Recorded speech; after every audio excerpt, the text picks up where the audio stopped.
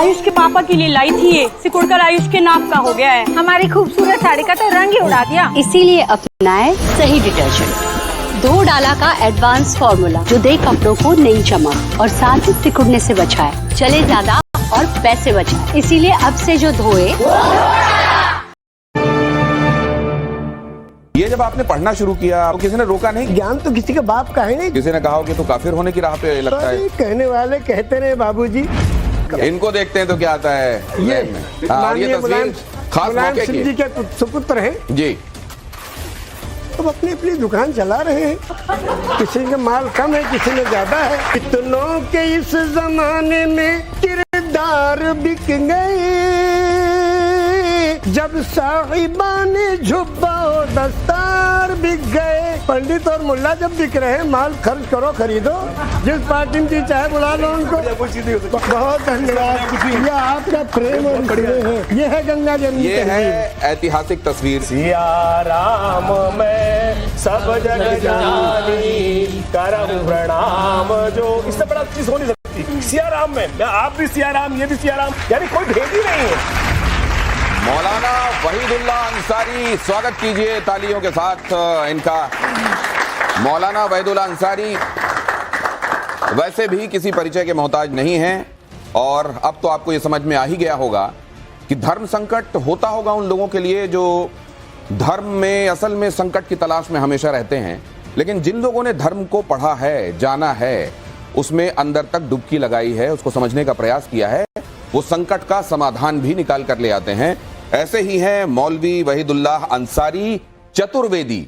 नाम के आगे वो जो ये चतुर्वेदी लगाते हैं, ऐसा नहीं है कि उनके पुरखे ये किसी समय टाइटल लगाते रहे हों और बाद में वो कन्वर्ट हुए हों और आज उनको अपनी जड़ों का पता चला हो इसलिए उन्होंने चतुर्वेदी लगाना शुरू कर दिया हो, बल्कि वो इसलिए लगाते हैं क्योंकि उन्होंने चारों वेदों का अध्ययन किया है, और जो चारों वेदों का ज्ञाता होता रहा है उसी को चतुर्वेदी हमारे यहाँ कहा जाता रहा है। तो वो डिजर्व करते हैं कि वो नाम के आगे चतुर्वेदी लगाएं।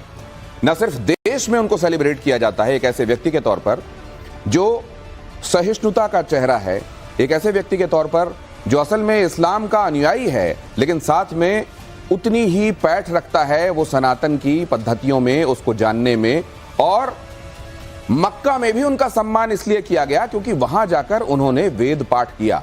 तो ऐसे मौलवी वहीदुल्लाह अंसारी चतुर्वेदी जी हमारे साथ यहां मौजूद हैं, और आज की इस चर्चा में हमारे साथ जो विशिष्ट यहां मेहमान मौजूद हैं जिनके साथ हम इस चर्चा को आगे बढ़ाएंगे, उनके बारे में भी जरा आपको बता देता हूं। हमारे साथ मौलाना साहब के बातों पर काउंटर करने के लिए, उनकी बातों पर टिप्पणियों के लिए, आपने सवाल पूछने के लिए मौजूद हैं professor Junaid Haris, Islamic scholar हैं। हालांकि उन्होंने भी हिंदुइज्म की बहुत सारी पुस्तकों का गहराई से अध्ययन किया है।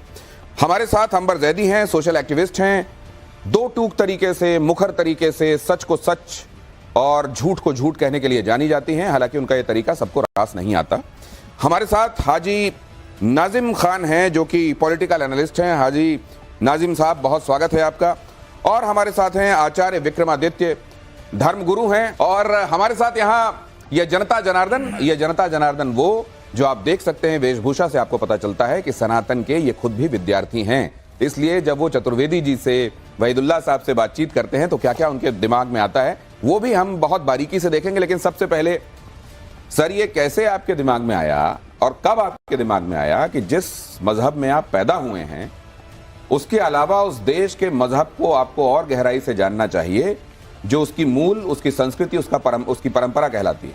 ये सर, पढ़ाई के ज़माने में, स्टूडेंट लाइफ में, जब मैं 7वीं क्लास में था तो हिंदी के साथ एक अनिवार्य संस्कृत भी लगी हुई थी, एक छोटी सी पुस्तक। लिखने में, देखने में ज़रा टेढ़ा बेढ़ा लगता था, तो बचपन का ज़माना था, ज़्यादा इंटरेस्ट तो होता नहीं, धक्का मुक्के लगा के स्कूल भेजे जाते थे।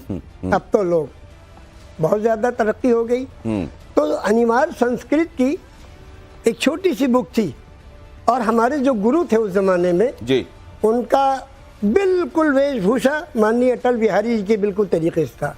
वैसी धोती, वैसे ही उनकी चुटिया भी वैसे ही, और वैसे उनकी सदरी, वैसी लंबी चौड़ी बॉडी, शानदार। और इत्तेफाक से हम चूंकि टोपी लगाते थे बचपन में भी, तो सबसे आगे जो ब्रिलियंट बच्चे होते हैं आगे बिठा ले जाते हैं और बुद्धू किस्म के पीछे ढकेल दिए जाते हैं। तो मैं पहले ही था आगे ही, तो मेरी ही शामत आई। उन्होंने कहा हाँ जी मौलाना जी पढ़िए। मैंने कहा श्रीमान जी क्या पढ़े? कहने निकालो धूर्कट मुनि। वो धूर्कट मुनि का चैप्टर निकाला, पढ़ना शुरू किया। अब जब उसको पढ़ना शुरू किया, सबसे पहला उसका सेंटेंस था एक कस्मिन बने धूर्कटा नामा एक मुनि आसीत। एक वन में धूर्कट नाम के एक मुनि रहते थे। वो बचपन का शरारती दौर, बचपन में तो बच्चे बहुत कुछ करते हैं। मैंने उसको गलत पढ़ दिया। मैंने पढ़ दिया एक कस्मिन बने चोरकटा नामा एक मुनि आसीत। चोरकटा। अब जो ये हमने पढ़ा, मुझे क्या मालूम कि ये बात कहाँ तक जाएगी। बचपन के जमाने में इतना नहीं लोग केयर करते हैं। तो पंडित जी ने कहा अच्छा वेरी गुड, बहुत अच्छा तुमने पढ़ा। जरा एक मेज लगाओ, दूसरी मेज लगाओ। 2 मेजें लगाई गई। उसके बाद मुझे उस पर मुर्गा बनाया गया। मैंने कहा वाह कितना बढ़िया शुभ काम किया हमने कि इतना सुंदर हमारा इस्तेमाल हो रहा है। तो फिर मेरे दिल को ये बात लगी कि नहीं, सही को सही गलत को गलत समझना चाहिए। तो फिर मैंने उस पुस्तक को पढ़ा। उसके बाद जितनी धर्म ग्रंथें हमको मिली, तो जो मेरे वहाँ पेपर देता था उसने पेपर के साथ लाके एक हमको वाल्मीकि रामायण दे दिया, उर्दू में छपी हुई, बाबू मुनव्वर प्रसाद राणा की लिखी हुई 3 भागों में वाल्मीकि रामायण दिया। प्रथम भाग, द्वितीय भाग, तृतीय भाग उर्दू में। तो अच्छा लगा, उसको पढ़ा। एक तरफ मर्यादा पुरुषोत्तम श्री रामचंद्र जी की जीवनी और दूसरी तरफ स्टैचूज में सब दिखाया गया, दर्शाया गया। अच्छा लगा। जब हमें टाइम मिलता था पढ़ते रहते थे। फिर वाल्मीकि रामायण, तुलसीकृत रामायण और राधे श्याम रामायण, बजरंग विजय रामायण, आध्यात्म रामायण, भुषुंडी रामायण, अद्भुत रामायण, द्वितीयाद रामायण, सच्ची रामायण, पक्की रामायण, संग्राम रामायण, ये हमने 14 रामायण पढ़ डाले सीरियल वाइज। समय था, जवानी थी, स्टेमिना थी। हमने कहा अच्छी चीज तो अच्छी लगेगी, कोई भी गुड़ खाएगा उसको कड़वा थोड़ी लगेगा। और राम की वाणी है, और राम की सुंदर जीवनी है। राम मर्यादा पुरुषोत्तम कैसे बने, कैसे लोगों को संदेश दिया और कैसे लोगों का उद्धार किया और कैसे पिता के वचनों का पालन करके और पूरी राज रियासत को ठोकर मार के वन में चले गए। ये सारा पढ़ा तो अंदर बड़ी अच्छी चीजें आई। तो फिर मैंने वेदों को ग्रहण किया। फिर ऋग्वेद, सामवेद, अथर्ववेद, यजुर्वेद इसको भी पढ़ा। वो भी उर्दू में? नहीं, उसको हिंदी में पढ़ा। हिंदी में और संस्कृत में मिली जुली भाषा टीका सहित मार्केट में मिलती है। पैसे खर्च करो, ज्ञान तो किसी के बाप का है नहीं, जो चाहे ग्रहण करे। पैसे खर्च करो, अच्छे लोगों के पास जाओ, उनकी संगत में जाओ, ज्ञान मिलेगा। तो मैंने वो भी पढ़ा। जहाँ कहीं भटकते थे अपने बुजुर्गों से और अपने जो ज्यादा ज्ञानी लोग थे उनसे मदद ले लेते थे। तो मैंने ये भी पढ़ा। फिर 18 पुराणों को पढ़ा। श्री विष्णु पुराण, शिव पुराण, पद्म पुराण, स्कंद पुराण, गरुड़ पुराण, वायु पुराण, सूर्य पुराण, अग्नि पुराण, ब्रह्म वैवर्त पुराण, लिंग पुराण, वामन पुराण, उत्तरभूषण पुराण, काकभूषण पुराण, हरिवंश पुराण, देवी भगवत पुराण, भाष्य पुराण, भविष्य पुराण, मत्स्य पुराण, कल्की पुराण, ये 18 पुराण में। क्या बात। और फिर हमने उसके बाद जब वेदों के मंत्रों को खंगाला, तो अब जैसे वेद का एक मंत्र है, एकम ब्रह्म द्वितीयो नास्ते ने ना नास्ते किंचन, पूरे ब्रह्मांड का मालिक एक ही ईश्वर है, दूसरा कोई नहीं, नहीं था, नहीं है, नहीं होगा, किंचन, किंचा भर भी नहीं, एकम एवं अद्वितीयम, वो परमेश्वर, वो प्रभु अकेला है, कोई दूसरा उसका शरीक नहीं। स्वामी दयानंद सरस्वती ने उस परमेश्वर के 99 नाम संस्कृत में गिनवाए हैं। और पवित्र कुरान का जब पहला चैप्टर आप खोलेंगे तो 99 नाम अरबी में उस ईश्वर का भी है, जो अल्लाह से शुरू होता है। रहमान, रहीम, करीम, सत्तार, जब्बार, गफ्फार, माफ करने वाला, रोजी देने वाला, सबको ज्ञान देने वाला, सारी उसकी सिफात। 99 नाम इधर संस्कृत में है, 99 नाम अरबी में है। तो जब इतना प्यार है, इतना आपस में सारी चीजों में आपस में इतना जोड़ है, तो हम क्यों दूसरे को द्वेष देते हैं, क्यों प्रदूषण फैला रहे हैं? हम मनुष्य हैं, मनुष्यता का प्रतीक बने, इंसान है, उन्स कहते हैं प्यार और मोहब्बत को। लव बिगेट्स लव, प्यार दो प्यार लो। जितनी जोर से बाल फेंकेंगे उतनी तेजी से रिवर्स होगा। तो हम क्यों नहीं प्यार की बात, क्यों प्रदूषण फैलाते हैं? प्यार की बात करो। एक ही माता पिता की संतान है, सब एक ही जगह से आए, एक ही जगह जाना है। वसुधैव कुटुंबकम, हम सब एक माता पिता के संतान हैं और एक ही प्रभु ने भेजा है। इस संसार में जीवन यापन करने आए हैं, सब अपना समय पूरा करके फिर वहीं लौट जाएंगे और एक एक सेकंड का, एक एक पल का उस मालिक को हिसाब देना पड़ेगा। क्या बात। आज ये कैमरा हमारे सामने है, हम शुरू से सबसे पैदा हुए हैं और जब तक हमारी अंतिम तिथि नहीं आती है मरने की, सब उसके कैमरे में है। वो नीली छतरी वाला हमको सबको देख रहा, जैसे आज इस प्रोग्राम को लोग देखेंगे, ऐसे वो मालिक सदैव से सभी को देख रहा है और उसने भेजा है इसलिए कि प्यार दो प्यार लो, प्रदूषण न फैलाओ। ये आप जब बात कह रहे थे कि प्यार दो प्यार लो, एक ही ईश्वर की संतान है हम सब, आपस में विद्वेष क्यों रखते हैं, मैं देख रहा था गला भी रुंध रहा था। और ये तब होता है जब आप किसी बात को दिल की गहराइयों से महसूस करते हैं, तब ये होता है कि आपकी आंखें नम होने लगती हैं। और ये भी हमने कई बार देखा है आप ही को कि रामचरितमानस की चौपाइयों का पाठ करते हुए भी इनका कई बार गला रुंधता है, आंखों से आंसू आते हैं। और भगवान के भक्त की पहचान क्या है, शास्त्रों में जब इसका बखान है तो ये स्पष्ट कहा गया है कि जब ईश्वर का आराधन करते हुए उनका नाम लेते हुए आपकी आंखों में नमी आ जाए, अश्रुधारा बहने लगे, रोमांच होने लगे, पुलकित होने वाला एहसास होने लगे, तो समझ लीजिए कि आप ईश्वर के साथ कनेक्टेड हैं, उनके ध्यान के साथ एकाकार आपका हो रहा है। लेकिन आप जब ये बातें बता रहे थे, मैं सचमुच खुद भी रोमांच महसूस कर रहा था। जिस तरीके से पुराणों के नाम आप गिना रहे थे, इनमें से बहुत सारे पुराणों के नाम मुझे कहा जाए, मैं सनातनी हूँ, हिंदू हूँ, लेकिन अगर कहा जाए तो मैं ऐसे फर्राटे से नहीं गिना सकता जैसे आप गिना रहे थे।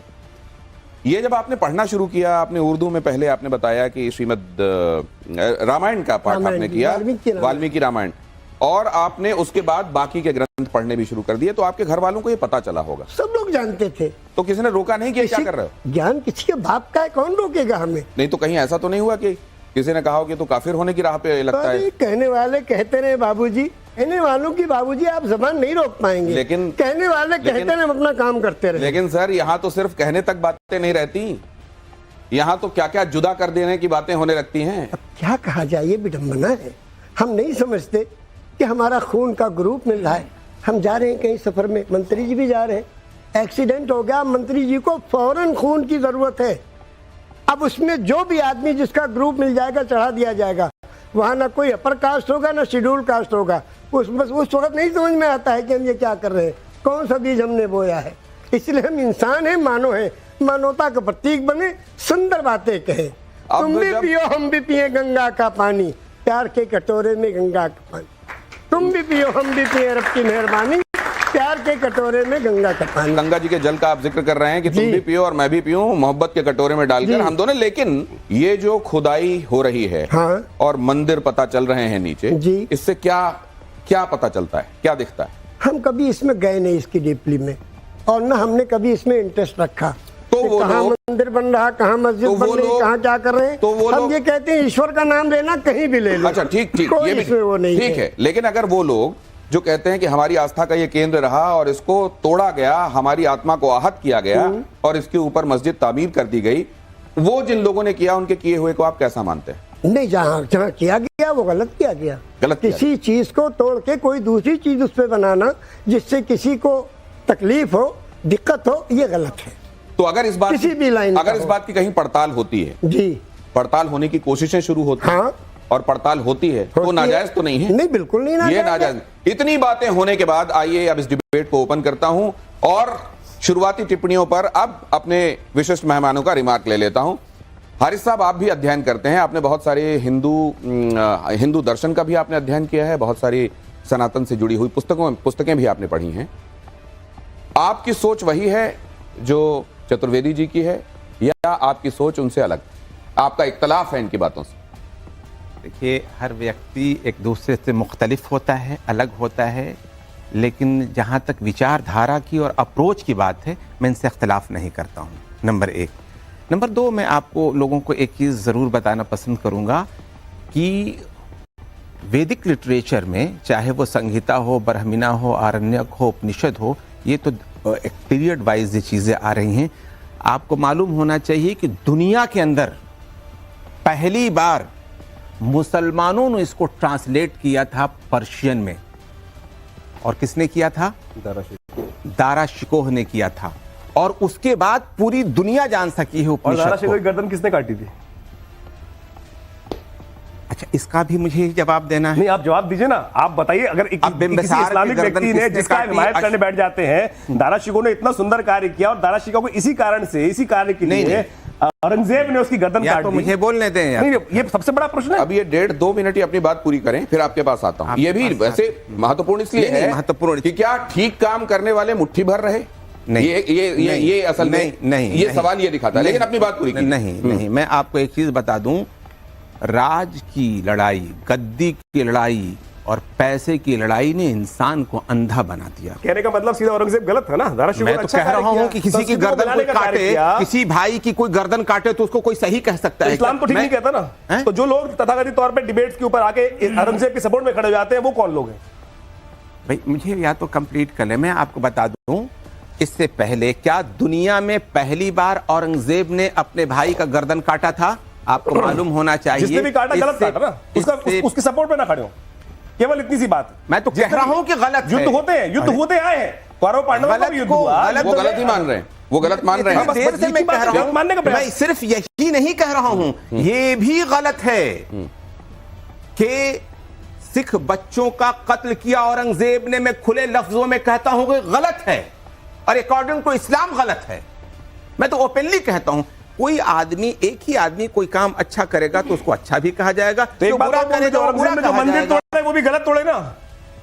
आज उसकी जो खुद अभी प्रश्न उठा कि आज जो औरंगजेब के टाइम पे मंदिर तोड़े गए, कृष्ण जन्मभूमि तोड़ी गई, या तो वो भी गलत किया गया। आप जो पूछ रहे हैं जायज है, लेकिन उनका जवाब सुनिए। आज वो ये कह रहे हैं कि हिसाब से बहुत बार उन्होंने बिल्कुल सही बात बोली। आज बिल्कुल सही मूड में है। मैं कह रहा हूं इसको भी प्रतिपादित कर सकते हैं। नहीं, वो एक जो बात कह रहे हैं उससे आप भी मुतासिर होंगे, आप भी सहमत होंगे कि एक आदमी अपनी पूरे जीवन काल में बहुत सारे काम करता है, जिनमें से बहुत सारे बुरे हो सकते हैं, कुछ अच्छे हो सकते हैं, और बहुत सारे अच्छे हो सकते हैं, कुछ बुरे हो सकते हैं, या दोनों का प्रोपोर्शन बराबर हो सकता है।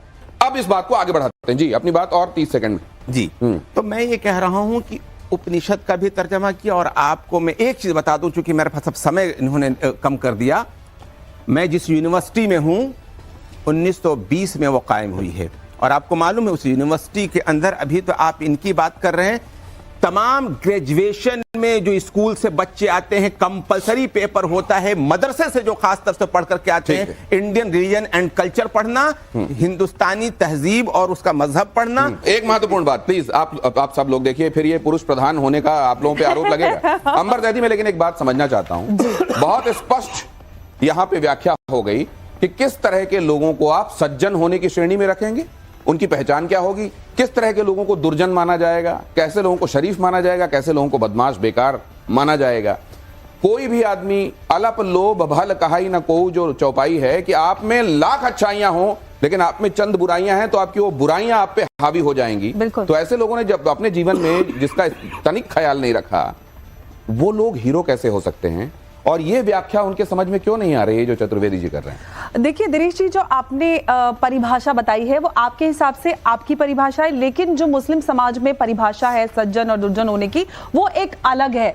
सबसे बड़ा सवाल यही है, वो लोग जो कहते हैं कि भाई हम तो ये सबके किसी के बाप का हिंदुस्तान तोड़ी है, हमारे बुजुर्गों ने कुर्बानी दी है। आप अगर सही को सही और गलत को, भाई साहब क्या आप नहीं मानते कि हमारे बुजुर्गों ने इस मुल्क को आजाद कराने के लिए कितनी कुर्बानियां दी हैं? क्या आप नहीं मानते? रोक लीजिए, मैं इस तरह से बहस नहीं करती हूँ, मैं तथ्यों पर बात कर रहा हूँ। एक बार उनकी बात पूरी होने दीजिए। मैं अपने बुजुर्गों के बारे में जानती हूँ और ये ऐतिहासिक है, जो भी है वो इतिहास में दर्ज है, मुझे आपके उसका नहीं समझ में आता। लेकिन अगर हमारे बुजुर्गों ने कुर्बानी दी थी, इसका मतलब ये थोड़ी ना है कि वो एहसान है। हम इस देश के नागरिक है, ये फर्ज है हमारा, हर एक बच्चे का, बड़े का। अगर जब हमारे देश को जरूरत पड़ेगी तो हम अपने प्राणों की आहुति देंगे। ये कोई एहसान नहीं है कि आप अगर यहाँ पे आप खूंटा गाड़ के बैठेंगे, हम बाई चॉइस वाले हैं। दिनेश जी, हम बाई चॉइस वाले हैं, बाई डिफॉल्ट वाले नहीं है। नहीं, हम बाई चॉइस वाले, बाई डिफॉल्ट वाले नहीं है। तो गए थे सबसे पहले वोट डालने के लिए, पाकिस्तान बनाने के लिए। जिन्ना अरे सुन लीजिए अंबर जी, हम तो कहते हैं कि हम बाई चॉइस वाले, हमारे बुजुर्गों ने इस मुल्क को चुना, गांधी जी की विचारधारा को सुना। भाषा है ना, यहाँ पे ना डालिएगा। आज डिजिटाइज वर्ल्ड है, सबको सारा ज्ञान है, तो यहाँ पे आप ये मीठे मीठे बाण ना चलाइए। सबको पता है कि आपको धोखा दिया था जिन्ना ने, इसलिए आप यहाँ पे रह गए। आपके किसी बुजुर्ग ने कोई चॉइस नहीं की थी। बात करें जिन्ना को मेरे बुजुर्गों ने, सुन लीजिए, जिन्ना को मेरे बुजुर्गों ने लात मार के भगा दिया था। ये मुल्क मेरे बुजुर्गों ने बाई चॉइस लिया है, बाई चॉइस, बाई चॉइस। सुन लीजिए एक बात, बाई चॉइस। अब ये बाई चॉइस कितना है, चॉइस बोलते बाई चांस कितना है ऑडियंस को? शर्मा हुजूरी के लिए यही कहना पड़ेगा, वरना ये थोड़ी ना कहेंगे कि जिन्ना जिसको इन्होंने वोट किया था पाकिस्तान बनाने के लिए, सबसे पहले आ रहा हूं विक्रमादित्य जी, आपके पास आ रहा हूं, लेकिन एक बात मैं ये समझना चाहता हूं सर आपसे, ये तो देख रहे हैं आप, सनातन और इस्लाम, ये दो अलग अलग धाराएं हैं जो कभी नहीं मिलेंगी, या सनातन भी वही बात कहता है जो इस्लाम कहता है? सनातन ही सबसे पहले जो सीधे आसमान से पृथ्वी पर आया, आदिकाल से जो है, और जो अनादिकाल तक रहेगा, उसका नाम है सनातन संस्कृत में।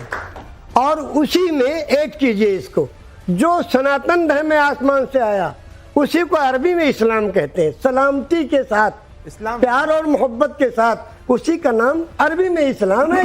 संस्कृत में सनातन है, जो सदियों से चला आ रहा है, आदिकाल से और अनादिकाल तक रहेगा इस्लाम। तो आप ये कह रहे हैं कि सनातन पहले आया फिर इस्लाम आया, या एक साथ दोनों आए? एक ही है, दोनों एक ही है, दोनों एक ही है विक्रमादित्य जी। देखिए, मैं अभी हमारे चतुर्वेदी साहब ने बहुत जबरदस्त इंटरप्रिटेशन दिया, मैं उसका बहुत बहुत धन्यवाद देता हूं कि आज ऐसे ही विज्ञान की आवश्यकता है। इस्लाम का मैं भी कदरदान हूं, लेकिन मैंने इस्लाम की एक डेफिनेशन कहीं पढ़ी, मुझे बड़ी अच्छी लगी। लाम जैसे केसू है मेरे शाम के, लाम, जब लाम लिखा जाता है तो लाम जैसे केसू है मतलब मेरे शाम के, ना अहल हैं वो लोग जो ना कायल हो इस्लाम के। भगवान कृष्ण के जो बाल है ना, वो केसु जो है वो उसी प्रकार के लाम की तरह है जैसे लिखा जाता है।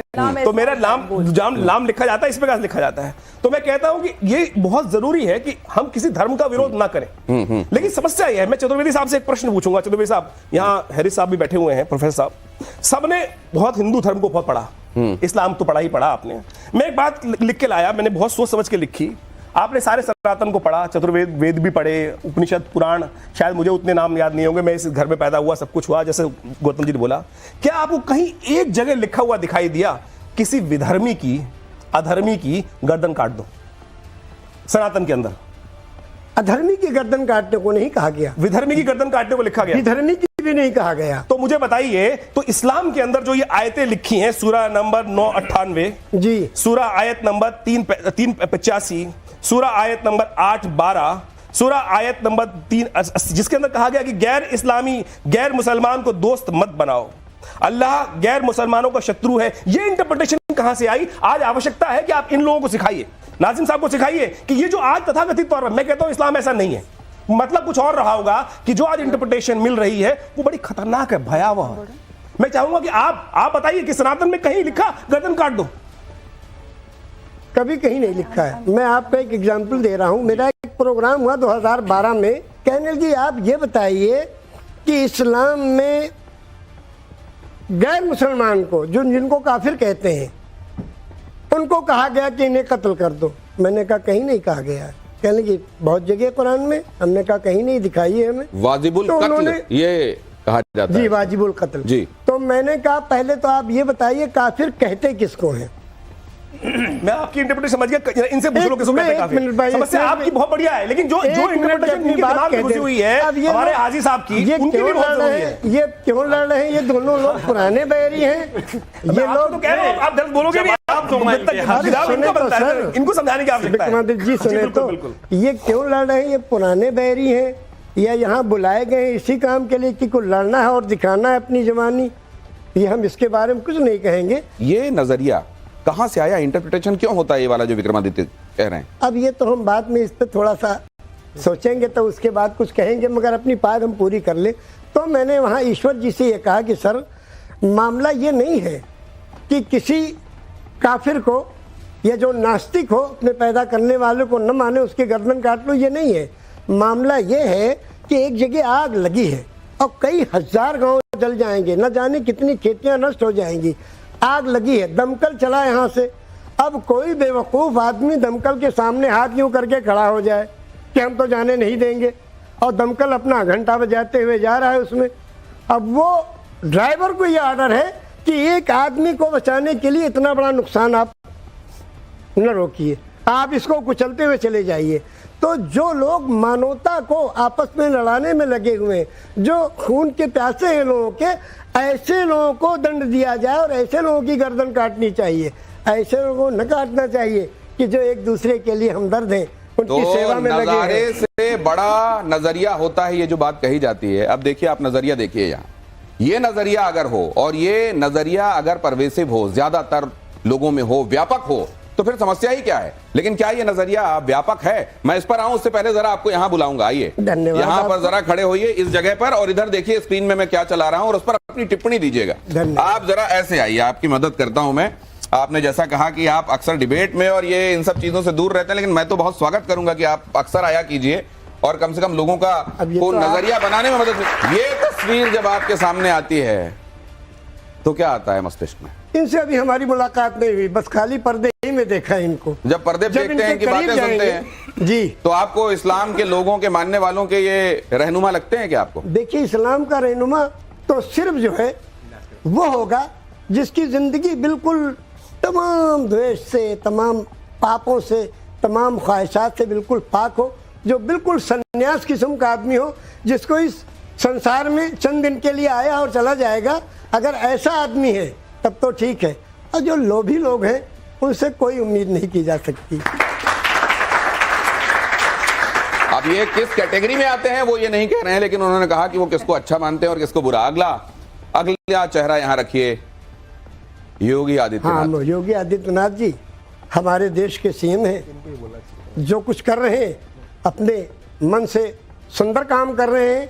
मगर हमारी एक निवेदन है योगी जी से कि योगी जी ऐसी बातें न बोलें जिससे किसी को मन को तकलीफ पहुंचे। अगली फोटो जरा दिखाइए, और उसमें क्या आता है आपके दिल दिमाग में? ये तो माननीय वही है, बिन पक चले सुने बिन काना कर बिन करे कर्म बिना ना आनंद ही सकल रस होगी, जिन्होंने पूरे संसार की सबसे बड़ी चीज को, जो पिता की आज्ञा का पालन करने के लिए और राज तिलक को ठोकर मार के चले गए, 14 साल तक वन में गुजारा और बड़ी बड़ी समस्याएं देखी, उसके बाद आज उनका वो लगा तो ये दिया गया। इनकी प्राण प्रतिष्ठा में इलियासी साहब चले गए थे, उनके खिलाफ फतवा जारी हो गया। तो लगाया होगा लोगों ने फतवा, आपके ऊपर तो नहीं लगे फतवा? हमारे ऊपर लगाएंगे तो हम निपटना जानते हैं उनसे, हमारे हाथ में है नहीं है। 4 किताबें आसमान से उतरी, 5वां उतरा डंडा। 4 किताबें आसमान से उतरी, तौरेत, ज़बूर, इंजील और पवित्र कुरान, और ये 5वां डंडा। हम निपटना जानते हैं। अच्छा, लगा के देखें लोग।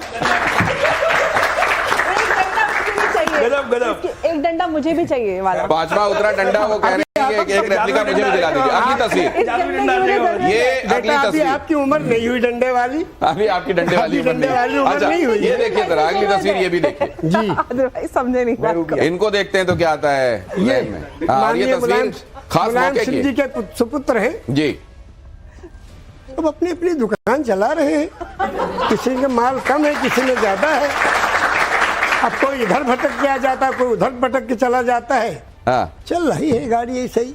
नहीं तो ये भी कुछ ऐसा कहते हैं जो किसी को आहत करता है। ये आहत करने वाली बात कहते हैं, मठाधीश माफिया एक ही हैं। ये कभी आहत करते हैं कि नहीं करते? नहीं, आहत किया होगा इन्होंने कि नहीं हमें नहीं मालूम, मगर हमने नहीं सुना ना, इन लोगों से बहुत ज्यादा हम करीब रहे। बहुत साफ सी बात यह है कि कफन में और अर्थी में जेब नहीं होता है। जाना है खाली हाथ, कितना भी जमा कर ले कोई, चाहे जिस रूप में रह के जमा कर ले, जाना है खाली हाथ। इतना जरूर सोच ले कि जाएंगे तो उसको मुंह दिखाना है, क्या लेके जाएंगे उसके पास। मुंह दिखाना है और कफन में जेब नहीं होता। अब कोई चेहरा दिखाया जा रहा है और किसी संदर्भ में कुछ बातें कही जा रही हैं। आप अपने हिसाब से डॉट्स कनेक्ट कीजिएगा। आगे ये भी कि आपका इतना अध्ययन है, तो मैं कुछ एक चीजें आपके सामने रखना चाहता हूं, और उसमें हालांकि ये थोड़ा सा एक तरीके का दुस्साहस है, गुस्ताखी है, लेकिन माफ कीजिएगा, वो इसलिए आवश्यक है कि आपका अध्ययन जब इतना ज्यादा है, इतने पुराणों के नाम आप फर्राटे से गिना रहे हैं, तो जरा हमारे कुछ दर्शकों को यह भी बताइए, तो और उनका भरोसा बढ़ेगा आपके अध्ययन के संदर्भ में। सुतीक्ष्ण मुनि के बारे में आपने सुना होगा जी। वो कौन थे, किसके शिष्य थे? अगस्त मुनि के। क्या बात। एक बार में आपको जवाब मिल रहा है, अगस्त मुनि के शिष्य थे। ये तो बहुत सारे सनातनियों ने भी शायद अध्ययन इस बारे में ना किया हो। देखिए जरा अगला सवाल है, शंबूक वध का अक्सर जिक्र होता है। शंबूक वध कहां पर है? अयोध्या कांड में है या उत्तरकांड में? उत्तरकांड में। ये जो उत्तर है ये तो लाजवाब करने वाला उत्तर है। ये जो जवाब है ये अपने आप में लाजवाब करने वाला। अगला दिखाइए, ये किस वेद में महाकुंभ के बारे में जिक्र मिलता है? ऋग्वेद में। ये तो आप ऋग्वेद में जिक्र मिलता है, और ऋग्वेद में यह बताया जाता है कि किस एक खास दिन, किस एक खास तरह की पोजीशंस में जब ग्रह होते हैं तो महाकुंभ होता है। तो ऋग्वेद में उसका जिक्र है। बिल्कुल सही बताया आपने। किन 3 ग्रहों पर कुंभ की स्थिति का निर्धारण होता है कि ये महाकुंभ की स्थिति होगी अगर ये 3 प्लैनेट इन जगहों पर होंगे? वो 3 प्लैनेट कौन कौन से हैं? सूर्य, चंद्रमा और गुरु, या फिर सूर्य, बुध और गुरु?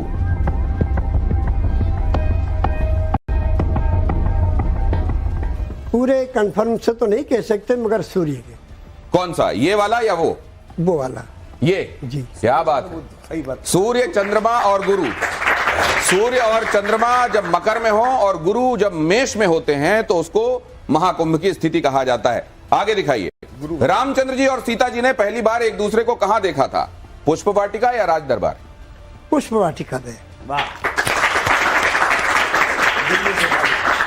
ये तो अगर वो जो एक पर्टिकुलर गेम खेला जाता है उसमें अगर चले जाएं और ये सवाल हो तो मुझको लगता है ये अरबों जीत के आएंगे। तो ये तो आपने, ये तो 10 आउट ऑफ 10 हो गया। ये मतलब एक जो आपने आपके हिसाब से तुक्का लगाया वो भी तीर की तरह जाकर बैठा। कमाल है, आपको hats off to you sir, hats off. Please आइए अपनी जगह पर। मैं दो पंक्ति सुनाऊंगा कविता की, अगर आपकी। अरे मोस्ट वेलकम। हाँ, इजाजत है आप लोग? अरे आपको कौन इजाजत देगा? किसी को तकलीफ ना हो भाई। हाँ। कितनों के इस जमाने में किरदार बिक गए, कैरेक्टर। कितनों के इस जमाने में किरदार बिक गए, कौड़ी के भाव लाखों वफादार बिक गए। शाखों से गिर के कर ली गुलाबों ने खुदकुशी,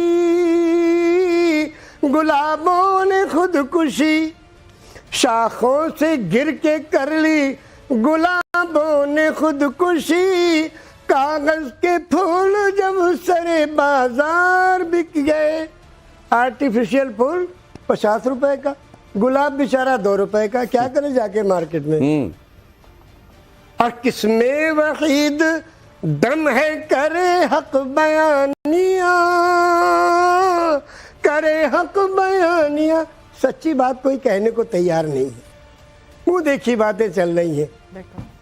किसमें वहीद दम है करे हक बयानिया, जब साहिबाने जुब्बा दस्तार बिक गए। पंडित और मुल्ला जब बिक रहे हैं, माल खर्च करो, खरीदो, जिस पार्टी में जी चाहे बुला लो उनको। बहुत धन्यवाद, बहुत धन्यवाद। ये आपका प्रेम और स्नेह है। ये तस्वीर ये है गंगा जमनी, ये है ऐतिहासिक तस्वीर, ये गंगा जमनी ऐतिहासिक तहजीब है। जहाँ कितने प्रेम से मैंने अपना सम्मान, जहाँ बहुत धन्यवाद। ये बहुत बड़ा अंग वस्त्र सम्मान मेरा है। ये अंग वस्त्र जब किसी को पहनाया जाता है तो बहुत बड़ा सम्मान जाहिर किया जाता है उसकी तरफ। और विक्रमादित्य जी से ये देखने के बाद कि जिन सवालों को सनातन के जानने वाले भी कई बार उस पर सोचेंगे कि इसमें सही उत्तर क्या होगा, उसका जिस तरीके से आपने फटाफट जवाब दिया, और जैसे फिर आपने बाद में ये लाइनें कही कि अपना किरदार मजबूत रखो, क्योंकि किरदार की मजबूती अगर है तो बाकी चीजें आसान होती जाएंगी। विक्रमादित्य जी अंग वस्त्र नहीं देते जनरली लोगों को जी, वो जो देते हैं उनसे पूछे जिनको मिला है। ये मेरे पिताजी का अंग वस्त्र है। विक्रमादित्य जी जो देते हैं वो के पिता नहीं, वो हमारे भी रूहानी पिता। अरे ये जो दे देते हैं उसके बाद इनके खुद के हाथ में कई दिनों तक थोड़ा सा स्वेलिंग थी। तो आप आइए, इधर आइए। अब हमारी बेटी जो अगर इजाजत हो तो एक छोटी सी पंक्ति बिटिया के शान में भी। हाँ, प्लीज अंबर जी, हमारी बेटी की तरह अंबर से आई है ना, ये अंबर जैसा किरदार है जिनका। हाँ, बताइए। सुनिए, अभी इस तरफ न निगाह कर, मैं गजल की पलके सवार लूं, अब इस तरफ न निगाह कर, मैं गजल की पलके सवार लूं, मेरा लफ्ज लफ्ज हो आईना, तुझे आईने में उतार लूं। क्या बात है मैं अंबर जी? तमाम दिन का थका हुआ, तू तमाम शब का जगा हुआ। शब समझते हो? हाँ, रात, साहब यार। रात। मैं तमाम दिन का थका हुआ, जगा हुआ, मैं तमाम दिन का थका हुआ, तू शमाम शब का जगा हुआ। जरा ठहर जा इसी मोड़ पर, तेरे साथ शाम गुजार लूं। बेटा नाराज तो नहीं हुई? नहीं, बिल्कुल। ये तो प्यार में निकल आया अपनी बेटी के लिए, समझ लीजिए। बहुत शुक्रिया। ये 72 साल की आवाज आप सुन रहे हैं, तो बताओ 18 में हम कैसे रहे होंगे? लेकिन आपने जब 72 कहा तो ये आंकड़ा बड़ा खतरनाक है, 72 वाला। ये आंकड़ा 72। आइए आइए आप आइए, यहाँ आइए आइए आइए। अब मैं जरा ऑडियंस के कुछ सवाल ले लेता हूँ बहुत जल्दी से। ये बच्चे क्या जान, हाँ प्लीज। जो पैदा होता है उसका अंत निश्चित है, तो इस्लाम धर्म कभी ना कभी पैदा हुआ, हम हिस्ट्री में पढ़ते हैं, तो उसका अंत निश्चित है। सनातन धर्म का ऐसा कोई नहीं है, तो इसके विषय में आप क्या कहना चाहोगे? पहली बात तो ये है कि इस्लाम और सनातन, थोड़ा quickly sir please, we are running short of time. अच्छा, इस्लाम और सनातन जैसा कि इन्होंने बहुत क्लियर किया कि अरबी और संस्कृत जबान का फर्क हो सकता है, मीनिंग के एतबार से नहीं। इसलिए इस्लाम के जो शाब्दिक अर्थ हुआ करते हैं, मैं वो बता दूं, सबमिशन के होते हैं, सरेंडर के होते हैं। एक बात सर, मैं मानता हूं आपकी बात, हाथ जोड़ के मानता हूं, लेकिन ऐसा क्यों होता है सर जी कि एक पर्टिकुलर रिलीजन से खुद को बताने वाले लोग मारने मरने में लगे हुए दिखाई देते हैं सर, ये टेक्निकल और दूसरे तरफ से जो वो लोग हैं वो सेवा का भाव लेके जाके गायों में भी वो ईश्वर देखते हैं, वो नदियों को भी माता मानते हैं, वो पेड़ों की भी पूजा करते हैं। हिंदुओं ने इस्लाम का क्या बिगाड़ा है? ये सबसे पहले बात ऐसा है कि मैं हिंदुओं ने इस्लाम का क्या बिगाड़ा? एक सवाल आप लोग रख लीजिए ताकि मैं पर्टिकुलर उस सवाल को लूं। प्रोफेसर साहब, सबसे पहले आवश्यकता यह है कि हिंदुओं ने, राम ने इस्लाम का क्या बिगाड़ किया जो आज इतनी दुश्मनी, आज तथाकथित तौर पर लोग इकट्ठे हो जाते हैं? मंदिर तोड़ दिए गए साहब, राम के मंदिर बनाने पे आज केस खड़े हो गए। कौन कौन लोग क्यों खड़े हो जाते हैं? कृष्ण के मंदिर पे खड़े हो जाते हैं। क्या बिगाड़ा हिंदुओं ने आपका? इस्लाम की टीचिंग, हिंदुओं ने क्या बिगाड़ा? इस्लाम की टीचिंग नहीं कह रहा हूं मैं, हिंदुओं ने क्या बिगाड़ा? किस हिंदू की बात कर रहे हैं? मैं कह रहा हूं हिंदुओं ने क्या बिगाड़ा? इस सनातन ने इस्लाम का क्या बिगाड़ किया? किस हिंदू की बात कर रहे हैं? किस हिंदू की बात कर रहा हूं? तमाम इस देश ने क्या बिगाड़ा? वो मूल प्रश्न खोल जाएगा अंबर जी। नहीं, ऐसा क्यों है कि एक पर्टिकुलर रिलीजन को मानने वाले लोग ही ज्यादातर वो दिखाई देते हैं जो मार काट में लगे हुए हैं दुनिया में, और सनातन के संदर्भ में ये क्यों है कि वो पहाड़ों को भी पूजते हैं, पेड़ों को भी पूजते हैं, नदियों को भी पूजते हैं? एक सेकंड सर, आपको जानकारी गलत है। मैं छोटा सा जवाब दे दूं। देखिए दिनेश जी, ये ऐसा तब होता है जब आप दारा शिकों की गर्दन काट देते हैं, मौलाना वहीदुद्दीन जैसे लोगों को आप दरकिनार कर देते हैं, और औरंगजेब को आप रहमतुल्लाह अलैह मानते हैं, और जितने भी टेररिस्ट आउटफिट्स हैं ग्लोबली, वो किन किन सिलेक्टेड चीजों को उठाकर वो एक नफरत का एजेंडा प्रोपेगेट करते हैं, और उसके खिलाफ जितनी भी वर्ल्ड इस्लामिक ऑर्गेनाइजेशन है उसका पॉजिटिव नैरेटिव नहीं लेके आती है, और जब भी इस पे डिबेट होती है तो कहते हैं कि नहीं इस्लाम ये नहीं, इसको कंक्लूड करता हूं सर। एक बात का जवाब आपसे चाहता हूं चलते चलते, कि इस्लाम में कुरान का इंटरप्रिटेशन ज्यादातर क्या लोग जो कर रहे हैं वो ठीक नहीं है, ये मानते हैं आप?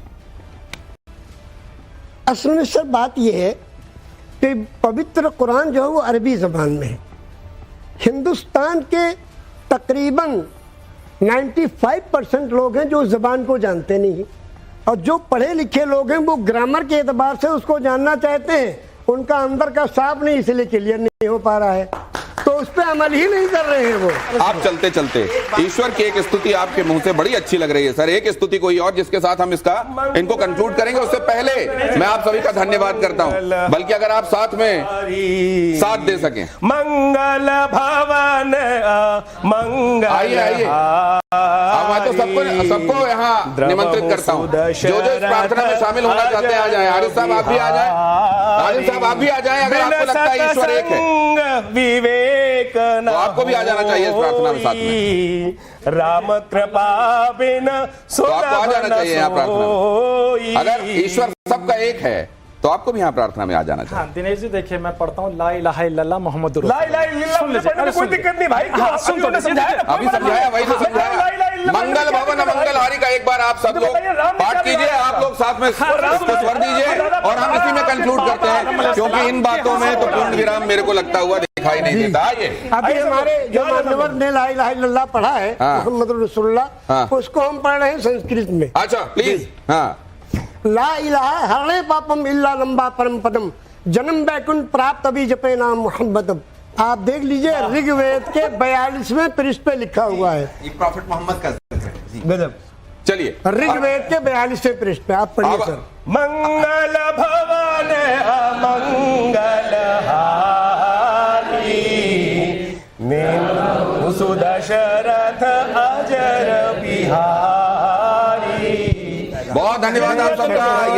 ये आप सब लोग कुछ ना कुछ कहने के लिए उद्यत हैं। हाथ जोड़कर मैं आपसे कहना चाह रहा हूं कि वक्त पूरा हो गया है इस कार्यक्रम का। बहुत धन्यवाद पधारने के लिए, बहुत शुक्रिया आपका मौलवी साहब, इतनी दूर से आने के लिए। और आप कभी डिबेट में नहीं जाते ये आपने बताया भी, लेकिन आपने गवारा किया और उसके बाद अपने दिल की बात आपने सामने रखी। और मुझको एक महत्वपूर्ण बात जो आपके बारे में लगी कि कोई आपसे ये भी पूछता है कि फर्क बताओ तो आप फिर से समानता में आ जाते हैं। यही आपकी खासियत है और इसी के लिए ताली होनी चाहिए। बहुत धन्यवाद, बहुत धन्यवाद।